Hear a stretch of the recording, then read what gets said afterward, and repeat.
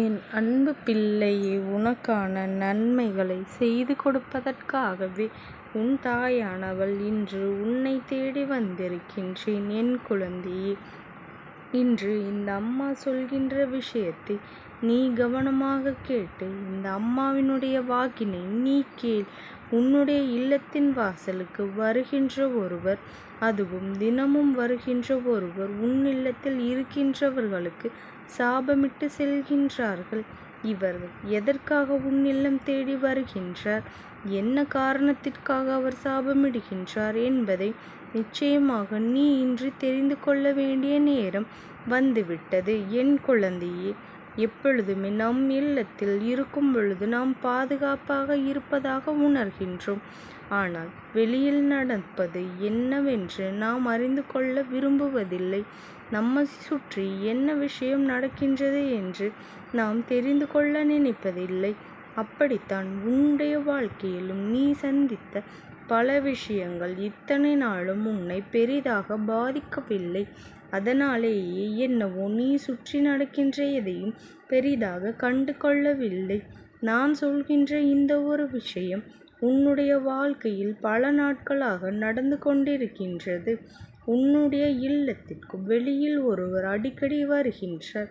வருவதோடு மட்டுமல்லாமல் தேவையில்லாத விஷயங்களை பற்றி பேசி உன்னுடைய இல்லத்திற்கு அவர் சாபமிட்டு செல்கின்றார். என் குழந்தையே, அப்பேற்பட்ட செயலை செய்யக்கூடிய ஒருவரை நீ நிச்சயமாக இன்று இந்த தாயானவள் மூலமாக தெரிந்து கொள்ளத்தான் வேண்டும். ஏனென்றால் என் குழந்தையே, இந்த வாழ்க்கையானது உன்னுடைய ஒட்டுமொத்த சந்தோஷத்தையும் ஏற்கனவே உன்னிடத்திலிருந்து பறித்தது. அதை வருத்துவதற்கு நீ பட்ட கஷ்டங்கள் என்னவென்று எனக்கு நன்றாக தெரியும். அதனால் இனிமேலும் இப்படி ஒரு நிலைமை வந்துவிடக்கூடாது என்பதில் நீ எந்த அளவிற்கு கவனமாக இருக்கின்றாயோ அந்த அளவிற்கு கவனத்தோடு இருந்து இனி உன் வாழ்க்கையை கொடுக்கக்கூடிய வெற்றியை மட்டும் இருந்துவிட்டு என்றால் நிச்சயமாக இந்த வாழ்க்கை உனக்கு கொடுக்கப் போவதை நீ தெளிவாக பெற்றுக்கொள்வாய். ஆனால் இந்த தாயானவள் எந்த விஷயத்தை கொடுத்தாலும் நீ கவனத்தோடு கேள். அப்பொழுதுதான் உன் வாழ்க்கையில் நடந்ததும் இனி நடக்கப் போவதும் நடந்து கொண்டிருப்பதும் என்னவென்று உனக்கு புரிய வரும். உன்னால் எல்லா விஷயங்களையும் சரியாக கணிக்க முடியாமல் போகலாம். ஆனால் இப்படித்தான் என்கின்ற ஒரு சிறு விஷயமாவது உன் மனதில் தோன்றும். ஒரு சில அறிகுறிகள் நிச்சயமாக உனக்கு தோன்றும்.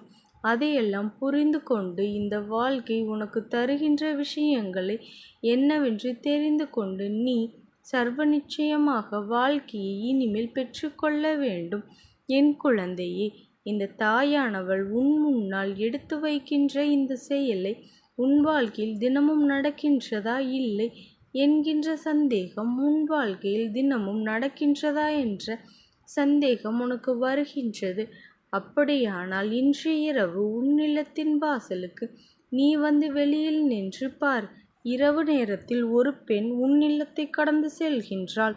ஆனால் அவள் வாயில் முணுமுணுத்து கொண்டே செல்கின்றாள். அதுவும் குறிப்பாக உன் இல்லத்தை திரும்பி பார்த்து முணுமுணுப்பதோடு இவள் செல்கின்றாள் என்றால் நீ உடனே தெரிந்து கொள்ள வேண்டாமாம் இவர்கள் மனதில் நல்ல எண்ணங்கள் இல்லை என்று.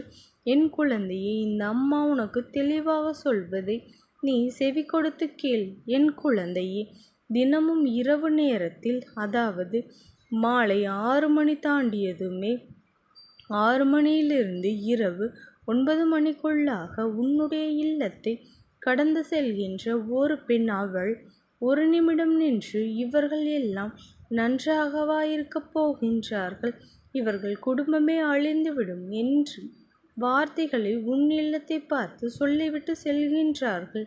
அப்படி உன் தாயானவள் உன் வாசலுக்கு இத்தனை நாளாக ஆவலோடு நின்று கொண்டுதான் இருக்கின்றேன். தொடர்ச்சியாக நானும் இதை பார்த்து கொண்டுதான் இருக்கின்றேன். அவர்கள் வார்த்தைகளை அப்படியே அவர்களிடத்தில் அனுப்பி கொண்டும் இருக்கின்றேன். என் குழந்தையே, ஏனென்றால் சாபமிடுவது என்பது உன் குடும்பத்திற்கு சேர்ந்து விட்டது என்றால் சொன்ன வார்த்தைகள் பலித்துவிடக்கூடாது. அந்த அளவிற்கு அவர்கள் பக்கம் நியாயம் இருந்ததால் அவர்கள் நடப்பதற்கு வாய்ப்புகள் அதிகம். அதனால் இது போன்ற ஒரு சூழ்நிலை நடந்துவிடக்கூடாது என்பதற்காக இந்த தாயானவள் கவனத்தோடு அத்தனையும் நான் செய்ய துணிந்து நிற்கும் பொழுதுதான் உன்னுடைய இல்லத்தில் இது போன்ற ஒரு சம்பவம் ஏதேனும் இவர்களின் மனதை காயப்படுத்தும்படி நடந்திருக்கின்றதா? தேவையில்லாமல் எதற்காக இவர்கள் இப்படி பேச வேண்டும் என்று நான் யோசித்த பொழுதுதான் உன் தாயானவள் நான் கண்டு கொண்டேன். இவர்கள் குடும்பத்திற்கும் உனக்கு பல காலமாக பிரச்சனைகள் இருந்து வருகின்றது. அவர்கள் இல்லத்தில் நடந்த ஏதோ ஒரு கஷ்டத்திற்கு உன்னுடைய குடும்பத்தில் உள்ள ஒருவர் காரணமாக இருக்கின்றார். ஆனால் உன் குடும்பத்தில் இருக்கின்றவர்கள் பக்கம் நியாயம் இருந்தாலும் இழப்பு அவர்களுக்குத்தானே. அதனால் அதை நினைத்து நினைத்து அவர்கள் மனம் வருந்தி கொண்டிருக்கின்றார்கள். என் குழந்தையே, உன் இல்லத்தை தேடி வந்து விட வேண்டும் என்று உன் குடும்பத்தை பற்றி தரக்குறைவாக வார்த்தைகளை பேசி சாபம் விட்டு செல்கின்றார்கள்.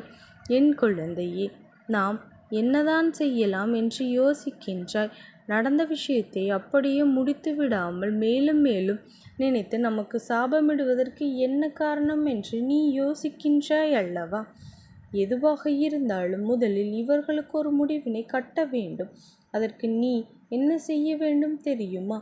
என்றாவது ஒரு நாள் இவர்கள் அப்படி பேசும் பொழுது நீ அதை கேட்டுவிட்டேயானால் ஒரு நிமிடம் நின்று அவர்களோடு பேச முயற்சி செய். உன் வார்த்தைகள் அவர்களின் மனதிற்கு ஆறுதலை கொடுக்கலாம். இவர்கள் பேசியது தெரிந்தும் போல நீ பேசக்கூடாது. சாதாரணமாக அவர்களை நலம் விசாரிப்பதும் அவர்களின் மீது அக்கறை கொண்டதும் போல ஒரு முறை பேசிப்பார். நிச்சயமாக இவர்களினுடைய ஆறுதல் இன்னொருவரின் மனதை மாற்றும் என்பது உண்மைதானே.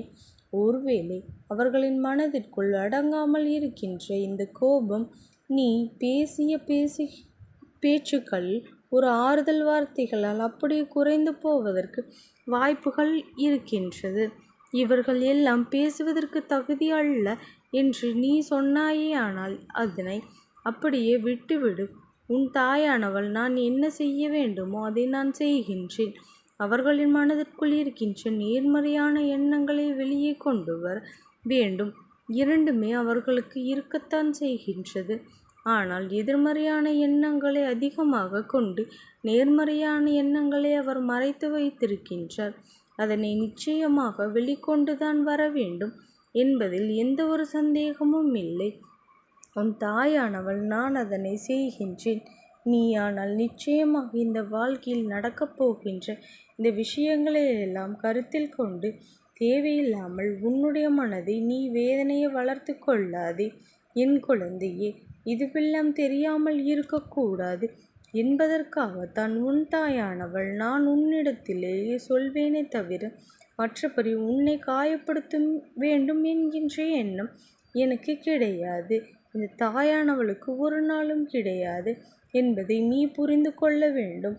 உனக்கு ஒருவரால் சாபம் வருகின்றது என்றால் அது உன்னை பாதிக்காது, உன்னுடைய சந்ததிகளைத்தான் பாதிக்கும் என்பதை நீ தெரிந்து கொள்ள வேண்டும். என் குழந்தையே, நீ எதை நினைத்தும் கவலைப்படாதே. இந்த தாயானவளினுடைய அன்பும் ஆசீர்வாதங்களும் உனக்கு என்றைக்கும் முழுமையாக கிடைத்து கொண்டே இருக்கும். ஓம் சக்தி போற்றி. ஓம் ஆதிபராசக்தி போற்றி போற்றி.